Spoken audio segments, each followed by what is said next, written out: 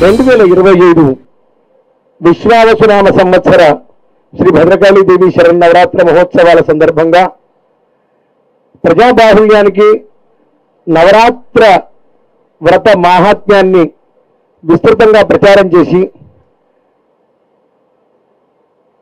సమస్త ప్రాణికోటి సుఖంగా ఉండే విధంగా ఏ వ్రతాన్ని ఆచరిస్తే సకల జీవులు సంతోషంగా ఉంటారో ఆ వ్రతం యొక్క మాహాత్మ్యాన్ని ప్రజాబాహుళ్యానికి విస్తృతంగా ప్రచారం చేసే ఉద్దేశంతో వారి ఆహ్వానాన్ని మన్నించి వచ్చిన media, electronic and print media ప్రతినిధులందరికీ సుస్వాగతం. మీకు మా ధన్యవాదాలు. ఎందుకంటే భద్రకాళి అమ్మవారి యొక్క మాహాత్మ్యాన్ని దశ దిశలా చాటుతూ ఒకప్పుడు కేవలం 1983లోనే సంవత్సరానికి 1,28,000 ఆదాయం ఉన్న రోజుల్లో ఆ దేవాలయాన్ని ఈరోజు 10 కోట్ల ఆదాయానికి వచ్చే విధంగా చేశారు. అంటే దీంట్లో మీ పాత్ర చాలా ఉన్నది. మీ మాధ్యమం ద్వారా, ప్రచార మాధ్యమం ద్వారా ప్రజలకు ఈ తెలంగాణ గొప్పతనం, ఎందుకంటే తెలంగాణ రాష్ట్రం యొక్క గొప్పతనం చెప్పాలంటే దాని పౌరాణిక ప్రాశస్త్యం కానీ సముద్ర మట్టానికి 700 మీటర్ల ఎత్తులో మన తెలంగాణ ఉన్నది. తెలంగాణ యొక్క ఔన్నత్యాన్ని తెలంగాణలోని ప్రతి అణువు, ప్రతి గ్రామంలో దాని యొక్క గొప్పతనాన్ని చెప్పుకుంటూ పోవాలంటే ఒక మహాపురాణం అవుతుంది. అట్లాంటి పవిత్రమైన ప్రదేశం ఈ తెలంగాణ. ఈ తెలంగాణలో తత్రాష్టమ్యాం భద్రకాళీ దక్షయజ్ఞ వినాశిని ప్రాదుర్భూత మహాఘోర యోగిని కోటిభిస్సహ. దేవి భాగవతం 3వ స్కంధంలో జగదంబ దుర్గాష్టమి అనబడే మహాష్టమి నాడు భద్రకాళిగా ప్రాదుర్భావం చెంది భూమండలం మీద అవతరించిన పరమ పావనమైన పుణ్యక్షేత్రంగా ఈ ఆలయానికి పౌరాణిక ప్రాశస్త్యం ఉంది. అలనాడు పాండవాదులు వనవాసం సందర్భంలో కాశీపేట, ఇప్పుడు కాశీపేట అయింది. కాశీపేటకు పార్శ్వంలో ఉన్న మెట్టుగుట్ట, అది హిడింబాశ్రమం. పాండవాదులు హిడింబాశ్రమంలో ఉన్నప్పుడు అమ్మవారిని సేవించి అమ్మవారి యొక్క అనుగ్రహంతో వాళ్ళు అజ్ఞాతవాసాన్ని పూర్తి చేసుకొని యుద్ధాన్ని గెలిచిన దగ్గర నుంచి మొదలు పెడితే ఇక్కడ పాండవుల గుట్టలోని మన వరంగల్ జిల్లాలో ఒక గ్రామమే ఉంది. పాండవులు ప్రతిష్ఠ చేసిన శివాలయాలు ఉన్నాయి. వీటన్నిటినీ క్రమక్రమంగా మీరు ప్రచారం చేస్తూ ఈ యొక్క, ఎందుకంటే టూరిజంను కూడా ఇప్పుడు బాగా డెవలప్ చేస్తూ ఉన్నారు. ఎందుకంటే consequent on the recognition of Ramappa temple by UNESCO, the public thronging toward Bhadrakali temple shooted up to 3,000, 10,000 from 3,000.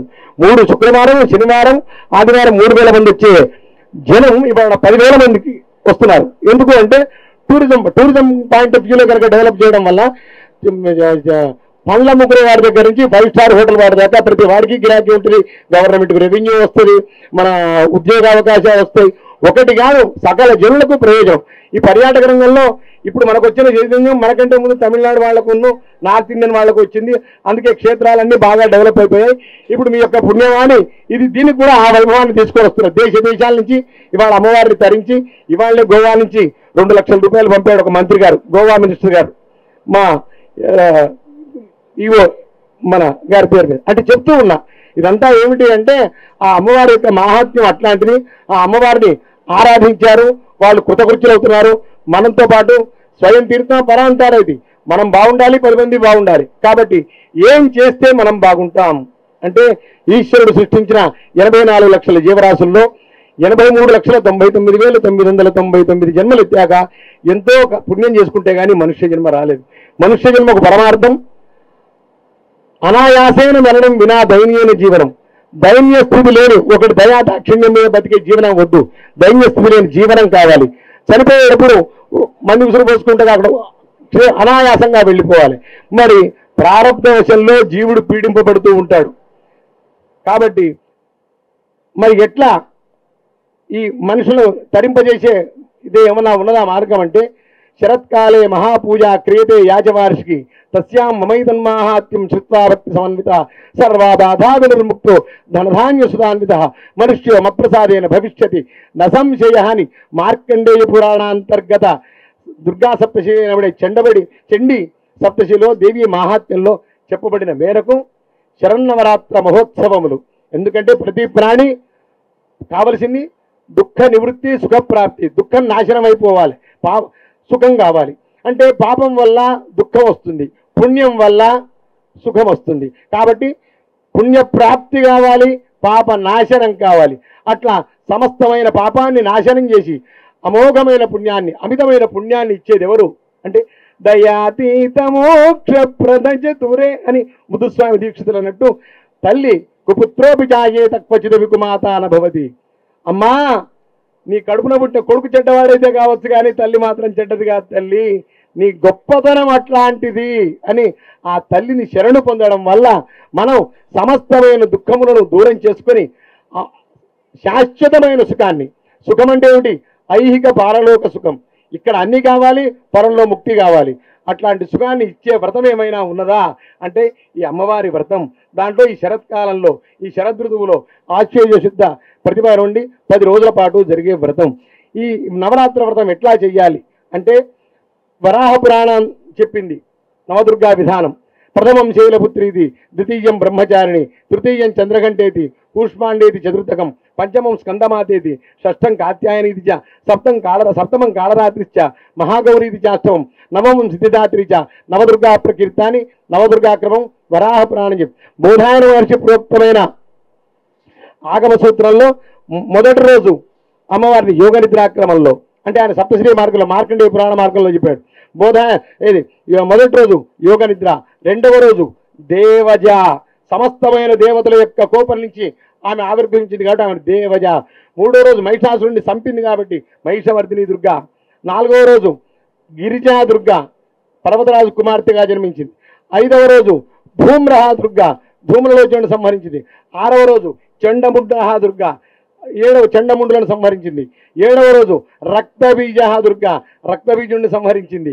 ఎనిమిదవ రోజు నిశింభ దుర్గా, తొమ్మిదవ రోజు శుంభ దుర్గా అని ఈ 9 క్రమాలు చెప్పారు. ఈ 2 క్రమాలు ప్రకారం పొద్దున్న సాయంత్రం పూజ జరిగే క్షేత్రం ఇది. ఎందుకంటే ఇవాళ శంకరాచార్యుల వారు కానీ సనాతన ధర్మం నిలబడిందంటే శంకరాచార్యుల వారు ఆనాడు కేరళలో జన్మించడం, ఈనాడు విద్యారణ్యుడు కనుక వరంగల్లో కనుక జన్మించకపోతే ఇవాళ మనం సనాతన ధర్మం అనేదే లేదు. శంకరాచార్యుల వారు ప్రస్థానత్రయానికి, ఉపనిషత్తులకు, భగవద్గీతకు, బ్రహ్మసూత్రాలకు భాష్యం చేస్తే విద్యారణ్యుడు సకల శాస్త్రములకు, సమస్తమైన వేదాలకు భాష్యం రాసిన విద్యారణ్యుడికి జన్మనిచ్చిన నేల తల్లి. అందుకే సద్గురు శ్రీ శివానందమూర్తి గారు అనేవారు, ఈ ప్రపంచంలో ఎవడు ధర్మాన్ని ఆచరించినా ఆచరించకపోయినా భారతీయుడు ఆచరించాలి. ఈ భారతీయుల్లో ముఖ్యంగా దాక్షిణాత్యులు ఆచరించాలి. దాక్షిణాత్యుల్లో ప్రధానంగా వరంగల్ వాడు ఆచరించే ధర్మాన్ని బట్టే ఈ ప్రపంచం లోకక్షేమం ఉంది. ఎందుకంటే విద్యారణ్యుల వారు జన్మించిన నేల, ఇక్కడ ప్రతి వాళ్ళు ఒక గొప్పతనం ఉంటుంది అని. అట్లా మన వరంగల్ గొప్పతనం మనం చెప్పుకోవడం కాదు, ప్రపంచం అంతా చెప్పుకున్నది. కాబట్టి అట్లాగే ఈ నవరాత్రి వ్రతం ఈ క్రమంలో ఈ దుర్గనాథ్. మరి అయ్యగారు రోజుకొక అవతారం వేసుడేంది? ఈ గుళ్ళో ఒక తిరిగి అవతారాలు వేస్తే ఇంకో గుళ్ళో ఇంకో తిరిగి అవతారాలు వేస్తారు. మరి దాని సంగతి ఏంది అన్న ముచ్చట ఒకటి వస్తుంది. అర్చకస్య తపోయోగాత్ అర్చనస్యాతిశాయనాత్ అవిరూప్యాచ్య బింబాచ్య దేవస్థాన్నిధ్యమిచ్చది అని ఆగమ సూత్రం. అర్చకుని యొక్క తపోయోగం ఆ అమ్మవారికి చేయబడే అర్చనాతిశయముల వలన ఆ మూర్తి తేజోవంతమై దర్శింపవచ్చిన భక్తులను అనుగ్రహిస్తుంది. కాబట్టి మొదటి రోజు చిన్న పిల్లల రూపంలో కనబడుతుంది అమ్మవారు, ఒక సిద్ధాంతం, మన సిద్ధాంతం ప్రకారం. కాబట్టి బాలాత్రిపుర సుందరిగా అలంకారం చేస్తారు. బాలాత్రిపుర సుందరిగా అలంకారం చేసేవాడికి ముందు ఏమిటి అంటే తిష్ట కుదిరితే నిష్ఠ కుదురుతుంది. చదువుకోవాలి. ఈ ప్రపంచాన్ని నడిపించేవి 4: విద్య, ధనం, సేవ, నైపుణ్యంతో కూడిన సేవ, ఈ అధికారం. ఈ 4. ఇవే బ్రాహ్మణ, క్షత్రియ, వైశ్య, శూద్రుడు. ఈ 4 ఎయిర్ఫోర్స్లో తిరిగితే రావు, బాగా పరిశ్రమ చేస్తేనే వస్తాయి. మరి పరిశ్రమ చెయ్యాలి అంటే ముందు కూర్చోవాలి, బాగా కష్టపడాలి. బాగా సంపన్నుడు కావాలంటే బాగా సంపాదించాలి. బాగా విద్యావంతుడు కావాలంటే బాగా చదువుకోవాలి. ఓ మంచి ఫలితనం కావాలంటే బాగా నైపుణ్యం, శ్రమ పడాలి. ఏదైనా శ్రమ లేదే రాదు. కాబట్టి ముందు తిష్ట కుదరాలి, అప్పుడే నిష్ట కుదురుతుంది. కాబట్టి ఆ బాలా అమ్మవారిని మనం ఆరాధించడం వల్ల, ఆ రూపంలో దర్శించడం వల్ల మనం స్థిమితంగా సాధనకు ఉపక్రమిస్తాం. తర్వాత ఏదో ఒక మంత్రదీక్ష కావాలి. అది ఇంగ్లీష్ భాష, తెలుగు, ఏ భాష అయినా అకారాది క్షకారాంతమే సమస్తమైన మాతృకలు. 50 అక్షరాలే, ఎన్ని భాషలైనా సరే ఈ 50 మాతృకలు అంటారు. సమస్తమైన మాతృకా స్వరూపం ఆ మంత్రం, ఆ గాయత్రి స్వరూపం. కాబట్టి ఆ మంత్రానికి ఏదో ఒక మంత్రం అంటే ఇంజనీరింగ్ అది మంత్రమే కదా, ప్రతి చదువు మంత్రమే. అయితే ఒక్కొక్క దానికి ఒక్కొక్క ప్రాధాన్యత. కాబట్టి మంత్ర దీక్షకు సంకేతంగా గాయత్రిగా అలంకరిస్తారు. ఆ గాయత్రిగా అలంకరించే దానికంటే ముందు, ఆ మంత్రదీక్ష ఇచ్చే ముందు అమ్మవారిని పిలవానికి తల్లితో పాటు భోజనం పెడతారు. ఆ రెండో రోజు అందుకోసం అన్నపూర్ణగా అలంకరిస్తారు. ఎందుకంటే శంకరుడికి అన్నపూర్ణ రూపంలో అమ్మవారు భిక్ష వేసి శంకరుడి బ్రహ్మహత్య పాతకాన్ని దూరం చేసింది. మనం పరిశుద్ధులమయ్యాకే మంత్రదీక్ష తీసుకోవాలి. కాబట్టి ఆ అన్నపూర్ణ స్వరూపంలో ఆ అమ్మవారిని దర్శించడం వల్ల మనం పరిశుద్ధులమవుతాం, మృష్టాన్న ప్రాప్తి కలుగుతుంది, అన్నపానాలకు లోటు ఉండదు, బాగా ఉంటాం. ఎప్పుడైతే అన్నపానాలకు అర్థాత్ ధర్మశ్చ కామశ్చ, చాణక్య మహర్షి అన్నాడు, సుఖస్య మూలం ధర్మ, ధర్మస్య మూలం అర్థ. సుఖానికి మూలం ధర్మబద్ధంగా జీవించడం. ధర్మబద్ధంగా జీవించాలంటే మనకు ఫైనాన్షియల్ ట్రబుల్ కానీ అన్నపానాలకు లోట్లు లేకుండా ఉండాలి, అప్పుడే ధర్మబద్ధంగా ఉంటాం. కాబట్టి మనకు అన్నపానాలకు లోటు లేకుండా అన్నపూర్ణ రూపంలో అమ్మవారు దర్శిస్తే అట్లా ఉంటుంది. తర్వాత మంత్రదీక్షకు వాళ్ళ జాతకాన్ని బట్టి వాళ్ళకు మంత్రదీక్ష ఇస్తారు. మంత్రదీక్షకు సంకేతంగా గాయత్రిగా ఇస్తారు. ధనమా దైవమా, వీడನ್ನು ఉపాసిస్తున్నాడు, పైసల కోసం ఉపాసిస్తున్నాడా, అసలు ఏమిటి అని మంత్రదీక్ష తీసుకొని కొంచెం మొదలు పెట్టగానే వాడికి బాగా ధనం ఇచ్చేస్తుంది. కాబట్టి ఆ అమ్మవారిని మహాలక్ష్మిగా అలంకరిస్తాం. మహాలక్ష్మి స్వరూపంలో ఉన్న అమ్మవారిని దర్శించడం వల్ల జన్మ జన్మాంతరమైన పాపం వల్ల పీడింపబడే బీదరికం నుండి మనుష్యుడు విముక్తుడవుతాడు. వాడు సమస్తమైన రుణాల నుంచి విముక్తుడవుతాడు, మంచి ఐశ్వర్యవంతుడవుతాడు. కాబట్టి లక్ష్మీ రూపంలో అలంకరిస్తారు. అమ్మా, నాకు ఐశ్వర్యం కానీ బీదరికం కానీ ఇవన్నీ గత జన్మలో చేసుకున్న పాపపుణ్యాల వల్ల వస్తూ ఉంటాయి, పోతూ ఉంటాయి. నాకు ఇది కాదమ్మా, నీ పాదాల మీద భక్తి కావాలి. కాబట్టి నాకు ఆ భక్తి ఇయ్యమ్మా, నాకు ముక్తి కావాలి. ఈ జన్మ నుంచి ఎన్నో 84 లక్షల జన్మలు ఎత్తాం, ఎంత పుణ్యం చేసుకుంటే కానీ ఈ జన్మ రాలే, నాకు ముక్తి కావాలి. మళ్ళీ జరామరణ చెట్లలో సూకరాది ఏనుల్లో జన్మించే ఇది వద్దమ్మా. మరి ముక్తి అంటే పంచదశి షోడశి పంచదశి దీక్ష తీసుకున్న వాడికి మరి జన్మ ఉండదంటారు. కాబట్టి దానికి సంకేతంగా అమ్మవారి యొక్క 3 రూపాలు, చిన్నపిల్ల రూపం బాల, ప్రౌఢ రూపం రాజరాజేశ్వరి, గురు రూపం లలితా మహాత్రిపుర సుందరి. అట్లాగా అందుకోసం షోడశి మంత్రదీక్షకు పంచదశి మంత్రదీక్షకు సంకేతంగా లలితా అమ్మవారుగా అలంకరిస్తారు 5వ రోజు.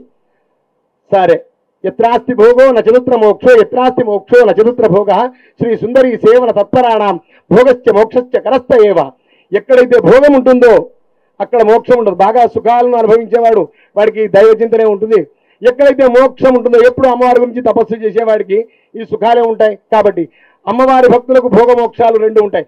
సమస్తమైన సుఖాలను ఇస్తుంది, సమస్తమైన మోక్షాన్ని ఇస్తుంది. మోక్షానికి జ్ఞానాదేవత కైవల్యం, జ్ఞానానికి హేతువైన శుద్ధాత్మ జ్ఞానాన్ని కూడా ఇస్తుంది. అందుకే ఆమెను లలితా మహాత్రిపుర సుందరిగా అలంకరిస్తారు. ఆనాడు అమ్మవారిని దర్శించుకోవడం వల్ల భోగం అని చెప్పాం కదా. అందుకోసం భోగే భవాని 6వ రోజు అమ్మవారిని శంకరుడికి భవానీ రూపంలో భోగాలను ఇస్తుంది. కాబట్టి ఆ రోజు భవానిగా అలంకరిస్తాం. భవానిగా అలంకరించే భవానీ రూపంలో ఉన్న అమ్మవారిని దర్శించుకోవడం సమస్తమైన భోగ్యాలు సమకూరుతాయి. 7వ రోజు బుద్ధి రూపంలో ప్రవేశిస్తుంది. కాబట్టి మనలో ఉన్న అవిద్యను తొలగించి విద్యను ప్రాప్తిస్తుంది, జ్ఞానాన్ని ఇస్తుంది. కాబట్టి సరస్వతిగా అలంకరిస్తాం. 8వ రోజు మంచి పరాక్రమాన్ని ఇస్తుంది. సమరేచ దుర్గా, శంకరుడికి సమరంలో దుర్గగా అమ్మవారు సహకరించింది కాబట్టి ఆమెను దుర్గగా అలంకరిస్తాం 8వ రోజు. నవమం సిద్ధిదాత్, మనకు పైసలున్నాయి, డబ్బిచ్చింది మహాలక్ష్మి, సరస్వతి చదువిచ్చింది, దుర్గ పరాక్రమాన్ని ఇచ్చింది. ఇవన్నీ మనిషిలో దుర్మదములు పెంచే అవకాశం ఉంది. వాడి ఆస్తి ఎంత, వాడెంత, నా ఇంట్లో ఒక్క గుంజంత కాదు వాడి ఆస్తి అని అంటాడు. వాడు ధనమదంతో, అధికార మదంతో ఒక్క గుద్దు వాడు చచ్చిపోతాడు, వాడు స్థాయి ఎంత అంటాడు. మళ్ళీ వాడు నా ముందు రామశబ్దం చెప్పడానికి అక్కర్రాడు, నా ముందు మాట్లాడేవాడు అయ్యాడు అంటాడు, విద్యామదం. కాబట్టి స్వయం తీర్థం తాను తరిస్తూ 10 మందిని తరింపజేయాలంటే వివేకం ఉండాలి. కానీ ఈ దుర్మదములు వాడు ఖరాబై మందిని ఖరాబ్ చేస్తారు. కోతి కొంపుండదు మంది కొంపులు చదవనట్టు. అందుకోసం సమస్తమైన దుర్మదములను అణచిపారవేస్తుంది, పరిపూర్ణత్వం ఇస్తుంది అనడానికి సంకేతంగా మహిషాసుర మర్దినిగా 9వ రోజు అలంకరిస్తారు. పరిపూర్ణత్వం వచ్చిన భక్తుడికి కావలసింది భద్రం సిద్ధార్థ విజ్ఞానం భద్రలోకానురూపం మంగళ కలయితి జనేతీది భద్రకాళి. నమ్మిన వారికి భద్రములను, మంగళములను, శ్రేయస్సు, సంపద, మోక్షానికి హేతువైన సిద్ధార్థ జ్ఞానాన్ని ఏ శక్తి అయితే ప్రసాదిస్తుందో ఆ శక్తిని శాస్త్రములు భద్రకాళిగా అన్నారు. కాబట్టి భద్రకాళిగా ఆనాడు ఆ జగన్మాతను భద్రకాళి యొక్క నిజ రూపంలో దర్శనం చేయడంలో నేపథ్యం. మరి అయ్యగారు ఈసారి 10 రోజులు వచ్చింది, అందుకోసం భువనేశ్వరిగా 6వ రోజు భువనేశ్వరిగా అలంకరించడం జరిగింది. సమస్త భువనములకు ఆ జగన్మాత నాయకి ఆ రూపంలో ఆమెను దర్శించడం వల్ల మన హనుమకొండలో కూడా ఇదివరకు రాజరాజేశ్వరి దేవాలయం, ఇప్పుడు భువనేశ్వరి దేవాలయం కూడా ఉన్నది. ఎక్కడ దాన్ని ఏమంటారు, రామ్ నగర్లో. కాబట్టి మనం వరంగల్లో ఉన్న ఈ నవరాత్రులలో వరంగల్లో ఉన్న అన్ని దేవాలయాలను కూడా మనం సందర్శించాలి. మరి 4 దిక్కుల అన్నీ ఒక్కొక్క దిక్కు ఒక్కొక్క యథా విభవ విస్తరే అనే న్యాయంతో. అయితే మన భద్రకాళిలో జరిగిన యజ్ఞయాగాదులు ఈ ప్రపంచం అంతా ఎక్కడ జరగవు, ఇక్కడే ఎందుకు అంటే మన యథా విభవ విస్తరే అనే న్యాయం మేరకు ఆ భక్తులలో ఆ చైతన్యం ఉన్నది, ఆ అమ్మవారిని ఆరాధిస్తున్నారు, వాళ్ళు కృతకృత్యులవుతున్నారు. అందులో కరోనా వచ్చినప్పుడు మా మేడం గారు, సునీత మేడం గారు, మన కమిషనరు ఈ సంవత్సరం పైసలు లేవు కాబట్టి 4 లక్షలే ఇస్తా, మరి 20 లక్షలు ఇవ్వరు అంటే అప్పుడు వరంగల్ భక్తులు అన్నారు, అమ్మ సరే 4 లక్షలు కూడా మీరే ఖర్చు పెట్టకండి, మేమే పెడతామని ఒకళ్ళు పందిర్లు వేశారు, ఒకళ్ళు అంతా అది చేశారు, ఒక్కొక్కళ్ళు ఒక్కొక్క యాగాన్ని చేశారు, రాగి పైసా ఖర్చు లేకుండా గుడికి చేశారు. అప్పటి నుంచి మా ఈవో గారు పైసా ఖర్చు పెట్టాలంటే ఆవిడకు మనస్సు అంగీకరించకుండా భక్తులతోటి చేయించే ప్రయత్నమే చేస్తున్నది మ్యాక్సిమం. ఇక కొన్ని తప్ప అది వేరే విషయం. కానీ ఇట్లా నడుస్తూ ఉన్నదయ్యా ఈ అమ్మవారి నవరాత్రులను. మీరు ఈ రోజు వరకు ఎంత కమిట్మెంట్ తోటి, ఎంత పాజిటివ్ యాటిట్యూడ్ తోటి మీరు ప్రచారం చేశారో అంత పాజిటివ్ యాటిట్యూడ్ తోటి మీరు ప్రచారం చేయాలి. మీ యొక్క సహకారం పరిపూర్ణంగా కావాలి మా ధర్మకర్తల మండలికి. మా ధర్మకర్తలు కూడా ఇప్పుడు ఎట్లా ఈమె అనుకుంటే ఏమికంటే ఎక్కువ 10 లక్షల రూపాయలు అయినా కానీ పర్లేదు, అందరం మా వాళ్ళని పెట్టుకుందాం, ఇంకోళ్ళని పెట్టుకుందాం అని వాళ్ళకి తిరుకున్న వాళ్ళతోటి మొత్తం రంగులు వేయించారు ఈసారి మొత్తం గుడి అంతా. అట్లాగే ప్రతిదీ చేస్తూ ఉన్నారు. మాడవీధులు వచ్చేసాయి. మాడవీధులు ఇప్పుడు చుట్టూ ఆల్ అరౌండ్ ద టెంపుల్. ఇక కొద్దిగా చిన్న సమస్య ఉన్నది, మా అమ్మ 4 రోజుల వీళ్ళని పట్టుకొని కథం చేసుకుంటుంది, కలెక్టర్ ఆఫీసులో మాట్లాడి వాళ్ళకి రీహాబిలిటేషన్ ఇచ్చి. కాబట్టి వచ్చే సంవత్సరం 1 కోటి రూపాయలు పెట్టి రథం వస్తున్నది. రథానికి తమిళనాడు నుంచి 4 దిక్కుల నుంచి పిలిపిస్తాను. రథ సేవలు, వాహన సేవలు, ఇంకో చిన్న రథం మన పేపర్ వాళ్ళ మీడియా వాళ్ళ తరఫున 30-40 వేలు అవుతాయి. తలా 2 వేలు వేసుకుందాం, మనం చేసుకుందాం. మన తరఫున కూడా ఒకటి ఉండాలి కదా రథం. 1 కోటి రూపాయలు పెట్టి వాళ్ళు చేసి మరి మామూలు రథం ఉండాలా వద్దా? అందుకోసం మనం కూడా ఒక రథం చేయించుకుందాం మంచిగా చిన్నది. దాని మీద ఈ వాహన సేవలు లోపల ఎట్లయితే తిప్పుతానో ఇప్పుడు మొత్తం గుడి చుట్టూ మంచిగా ఆనందంగా తిప్పొచ్చు. వరంగల్లో మీడియా వాళ్ళు ఇచ్చిన రథం అన్న పేరు మనకు ఉండాలన్నా వద్దా మరి? అందుకోసం అది కూడా ఒకటి చేసుకోవాలి. 40,000 రూపాయలు ఏమున్నది, మీరు ఎవరిని చెప్పినా వాడే ఇస్తారు మనకు. కాబట్టి మనం పెట్టాలా? అయ్యో మా అమ్మను అన్నాడు ఒక ఆయన, ఏమయ్యా నౌకరిపోతే ఏం చేస్తామంటే, నేను భావన ఆయన 4 ఇళ్ళు పిచ్చం ఎత్తుకుంటా, ఇంకో 4 కుక్కలు చేస్తాను. నాకేందే ఉపనయనము నాటి మాట ఉన్నది మదిలో అని మేము అంత ఫకరకంగా బతకపోతే మేమట్లా ఏదో సంబరానికి మీరు కూడా నా మాటలు అంటే కొంచెం సంబరపడుతుంది. ఇక ఆపాలనా? ఆపుతాం. ఇక ఆపని ఇషారా చేసి ఇప్పుడు ఈవో గారిని మాట్లాడాలి, తర్వాత ధర్మకర్తలు మాట్లాడాలి. ఏందే క్లుప్తంగా తర్వాత చెప్తాగా.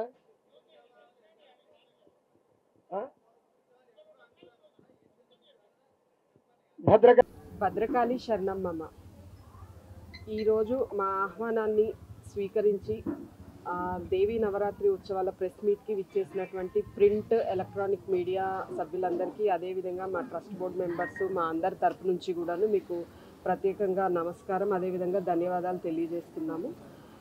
ఇప్పటి వరకు అయ్యగారు చెప్పిన విధంగా మనకి ఉమ్మడి వరంగల్ జిల్లాలో ప్రసిద్ధి చెందినటువంటి భద్రకాళి అమ్మవారి దేవస్థానం నందు దేవీ నవరాత్రి ఉత్సవాలు, అదేవిధంగా బతుకమ్మ ఉత్సవాలు. బతుకమ్మ రేపు అనగా 21వ తారీఖు నుంచి ప్రారంభమవుతున్నాయి. అదేవిధంగా నవరాత్రి ఉత్సవాలు 22 సోమవారం నుంచి అక్టోబర్ 3వ తారీఖు వరకు అంగరంగ వైభవంగా ప్రారంభం కానున్నాయి. దీనికి సంబంధించి దేవస్థానం తరపు నుంచి కూడాను అన్ని ఏర్పాట్లు పూర్తి చేయడం జరుగుతుంది.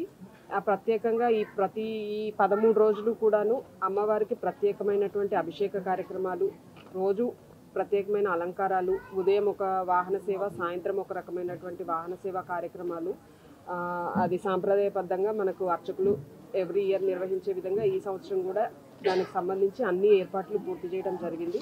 అయితే మనకి ఈ సంవత్సరం ప్రత్యేకంగా ఏంటంటే మనకి భద్రకాళి చెరువులో వాటర్ లేకపోవడం అనే కారణంతో తెప్పోత్సవాన్ని శాస్త్ర ప్రకారంగా మన దేవాలయంలోనే అర్చకులు మాత్రమే నిర్వహించే విధంగా ఏర్పాట్లు చేయడం జరిగింది. కాబట్టి ఈ సంవత్సరం తెప్పోత్సవం అనేది ప్రతి సంవత్సరం మాదిరిగా భద్రకాళి తటాకంలో హంసవాహనం పైన అమ్మవారు జరగడం అనేది ఈ సంవత్సరం లేదు. అది గమనించవలసిందిగా కోరుచున్నాము.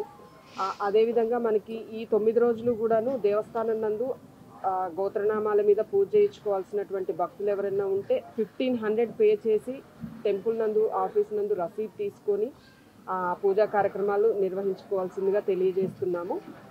ఈ 9 రోజుల కార్యక్రమానికి సంబంధించి అన్నీ కూడాను ఈ సంవత్సరం దాదాపుగా దాతలతోనే అన్ని ఏర్పాట్లు చేయించడం జరుగుతుంది. మీరు ప్రత్యేకంగా చూస్తున్నారు కలర్స్ ఇవన్నీ కూడాను దాదాపు ఒకటి అది 8 to 10 lakhs వరకు అయ్యాయి. అవన్నీ కూడాను మన ట్రస్ట్ బోర్డు మెంబర్స్ అయినటువంటి శ్రవణ్ కుమార్ రెడ్డి గారు, అదేవిధంగా మిగతా మెంబర్స్ అందరూ వాళ్ళ రిలేటివ్స్ దాతల ద్వారా కానీ ఈ కార్యక్రమాన్ని అంత మంచిగా వేయించడం జరిగింది. మీరు లోపల కూడా చూసుంటారు, కలర్స్ అనేవి చాలా బాగా రావడం జరిగింది.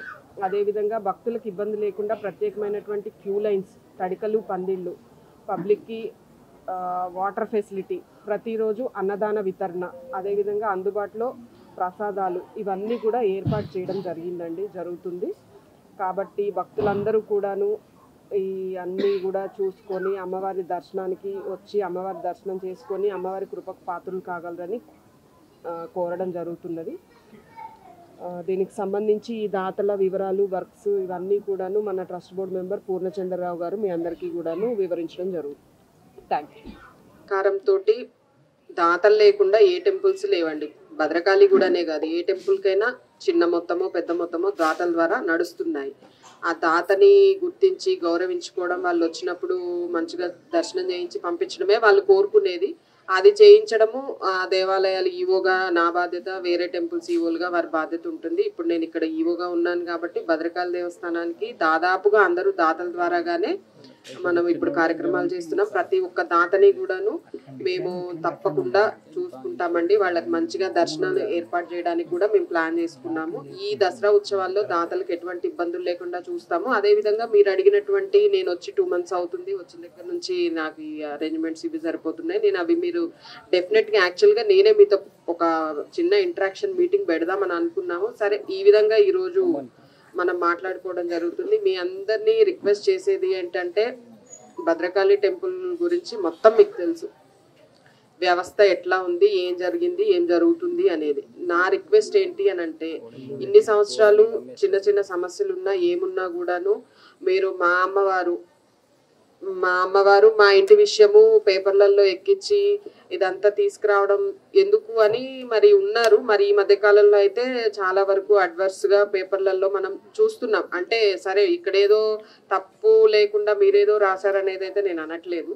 ఏదున్నా కూడాను మా దృష్టికి తీసుకురండి. యాజ్ ఏ ఈవోగా నా దృష్టికి ఏదైనా సమస్య ఉంటే అసలు మీకే తెలుస్తాయి ఎక్కువ బయట ఏం సమస్యలు ఉన్నాయి, పబ్లిక్ ఏం సమస్యలు ఫేస్ చేస్తున్నారు, ఎక్కడ వాటర్ లేవు, ఎక్కడ రోడ్డు బాగాలేదు, ఎక్కడ క్యూ లైన్స్లో ఇబ్బంది పడుతున్నారు అనేది మీరు చుట్టూ తిరుగుతూ ఉంటారు కాబట్టి మీకే తెలుస్తాయి. అట్లాంటి సమస్యలు ఏదన్నా ఉంటే ఈవోగా నా దృష్టికి తీసుకురండి. నేను రెస్పాండ్ అవ్వకుండా లేకపోతే ఆ సమస్యను నేను రెక్టిఫై చేయలేని పరిస్థితి ఉన్న రోజున మీరు పేపర్లో మీ ఇష్టం వచ్చినట్టుగా, పేపర్ అయితే ఏంటి, ఎలక్ట్రానిక్ మీడియా దాంట్లో అయితేనేంటి, మీరు రాయండి.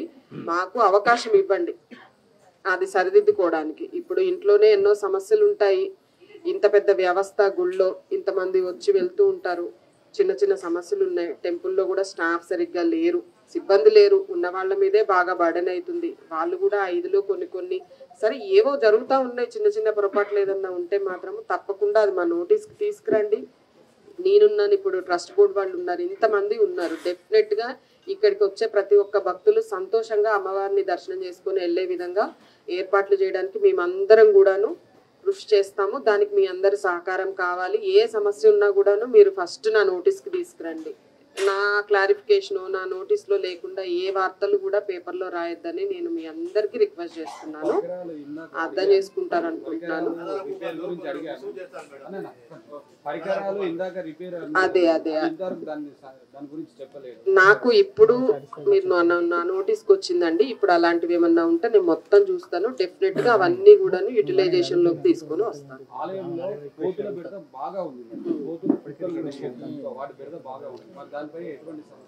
దానికి సంబంధించి మరి ఇంతకు ముందు కూడాను గతంలో మున్సిపల్ కార్పొరేషన్ వాళ్ళకి లెటర్స్ రాసున్నాము. మళ్ళీ ఒకసారి కూడా మున్సిపల్ కార్పొరేషన్ మేడం గారికి కూడా మళ్ళీ రిప్రజెంటేషన్ ఇచ్చి రిక్వెస్ట్ చేస్తాము. గతంలో ఒక భక్తుని కలిసి నేనే అతని భక్తుని తప్పకుండా అండి. ఇక వాటికి సంబంధించి ఇదొకటి నేను ఇందాక చెప్పడము. ఇప్పుడు జరుగుతున్న ప్రతిదీ కూడాను కూడా ఆధ్వర్యంలో మాడవీధులు చాలా అద్భుతంగా చేస్తున్నారు. కూడా వారి ఆధ్వర్యంలో జరిగిన ఇది ఒకటి ప్రతి ఒక్క పబ్లిక్ తెలుసుకోవాలి అని ఒక ముఖ్య ఉద్దేశంతో ఈసారి క్యూ లైన్స్ అవన్నీ కూడాను మాడవీధులు గుండా గణపతి స్వామివారి ముందు నుంచి లోపల అమ్మవారి దర్శనానికి ఏర్పాటు చేస్తున్నామండి. దీనికి కలెక్టర్ గారు, మున్సిపల్ కమిషనర్ గారు, మేయర్ గారు అందరూ